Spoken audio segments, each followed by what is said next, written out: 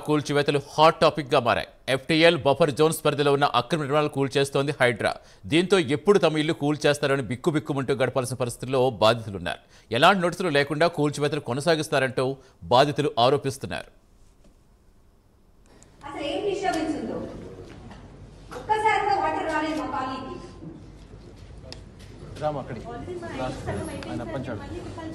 ఒకసారి మీరు అసలు ఏం డిస్టర్బెన్స్ ఉందో ఒక్కసారిగా వాటర్ రాలేదు మా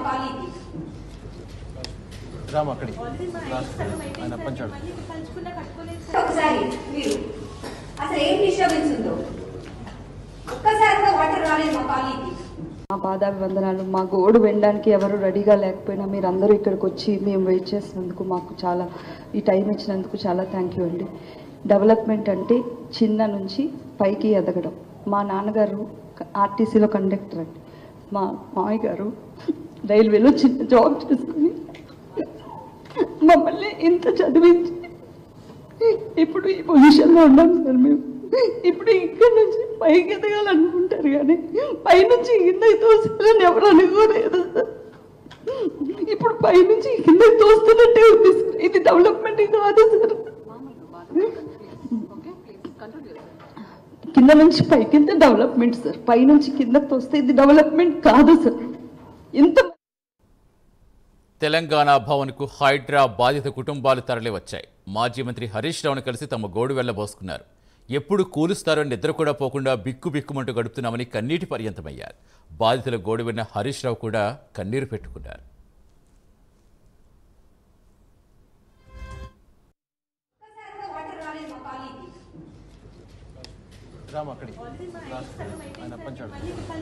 ఒకసారి మీరు అసలు ఏం డిస్టర్బెన్స్ ఉందో ఒక్కసారిగా వాటర్ రాలేదు మా కాలనీకి. తమ ఎమ్మెల్యేల బృందంతో హైడ్రా బాధితుల ఇళ్లను సందర్శిస్తామన్నారు మాజీ మంత్రి హరీష్ రావు. లీగల్ సెల్ నుంచి సహాయం అందిస్తామని భరోసా ఇచ్చారు. హైదరాబాద్ ఖ్యాతిని రేవంత్ రెడ్డి దెబ్బతీస్తున్నారని మండిపడ్డారు. రేపు మూసీ పరివాహక ప్రాంతంలో పర్యటిస్తామని హరీష్ రావు ప్రకటించారు. చాలా బాధ కలుగుతూ ఉంది. అయితే ముందు రెండు విషయాలుగా ఈ అంశాన్ని డీల్ చేద్దాం. డెఫినెట్గా మేము మీ దగ్గరికి కూడా వస్తాం. శాసనసభ్యుల బృందం మీ కాలనీకి వస్తాం. చూసి మీ అందరికీ కూడా ధైర్యాన్ని చెప్తాం. రెండవది బీఆర్ఎస్ పార్టీ తరఫున లీగల్గా కూడా వి విల్ సపోర్ట్ యూ. మా legal cell advocates will support you. ఎందుకంటే ఆయన తమ్ముడికేమో నోటీస్ ఇచ్చి కోర్టుకు వెళ్ళి స్టే తెచ్చుకోవడానికి 45 రోజులు టైం ఇచ్చారు. కానీ పేదవాళ్ళకు మాత్రం రాత్రికి రాత్రి వచ్చి బుల్డోజర్లు పెట్టి కూలగొడుతున్నారు. అంటే పేదవాడికి ఒక న్యాయం, నీ కుటుంబ సభ్యులకు ఒక న్యాయం అన్నట్టుగా తయారైపోయింది రాష్ట్రంలో. అందువల్ల మా లీగల్ సెల్ అడ్వకేట్స్ కూడా, ఎందుకంటే మీరందరూ మాట్లాడుతుంటే మేము విన్నాం, ప్రభుత్వాలు అనుమతి ఇచ్చినప్పుడు లోన్లు తీసుకున్నప్పుడు ఇప్పుడు తిరిగి వాటిని కూల్స్తామంటే అది అన్యాయం, అది అక్రమం, విచ్ ఈస్ నాట్ కరెక్ట్. అయినా నువ్వు చేస్తున్న గొప్ప పని ఏంటి? సుందరీకరణ. రాహుల్ గాంధీ గారిని కూడా నేను అడుగుతా ఉన్నా. బుల్డోజర్ రాజ్ అని చెప్పి ఆడపోయి ప్రచారం చేస్తున్నాడు. హర్యానాలో ఎన్నికలు జరిగేటువంటి చోట్ల బుల్డోజర్ రాజ్ నహీ చలేగా అంటుండు. फिर क्या हो रहा तेलंगाना में आज बुलडोजर का राज चल रहा. ये राहुल गांधी जी ने क्या करना है? तुम जाके उधर नॉर्थ इंडिया में भाषण दे रहे कि बुलडोजर राज नहीं चलेगा, लेकिन आज तेलंगाना में तुम्हारा सीएम रेवंत रेड्डी बुलडोजर राज चला रहा. पहले इनको रोको. वहां भाषण देने से पहले तुम्हारा सरकार में, तो आपकी कांग्रेस सरकार में, जहां पर आज गरीब लोगों का मकाना गिरा रहे, यहाँ आके बुलडोजर को रोको. तुम यहाँ रोकने के बाद वहां बात करना, नहीं तो कोई आपको आपका बात को कोई मानने वाले नहीं रहते.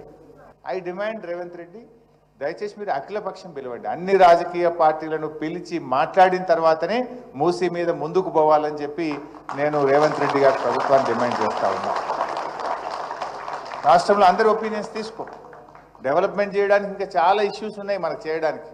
ఇలా కేసీఆర్ గారు ఉంటే హైదరాబాద్లో ఎన్నో ఫ్లైఓవర్స్ కట్టినారు, అండర్ పాస్లు కట్టినారు, ఐటీ తీసుకొచ్చారు, ఇండస్ట్రీ తీసుకొచ్చారు, మంచినీటి సమస్య పరిష్కరించారు, కరెంటు సమస్య పరిష్కరించారు, సీసీ కెమెరాలు పెట్టారు, లా అండ్ ఆర్డర్ బాగా తెచ్చి ప్రజలకు రక్షణ కల్పించారు, ఎస్టీపీలు కట్టి మూసీని శుద్ధి చేసి స్వచ్ఛమైన నీళ్లు మూసీలో వెళ్లే విధంగా చేశారు. కానీ ప్రజల్ని నొప్పించే ప్రయత్నం చేయొద్దు కదా.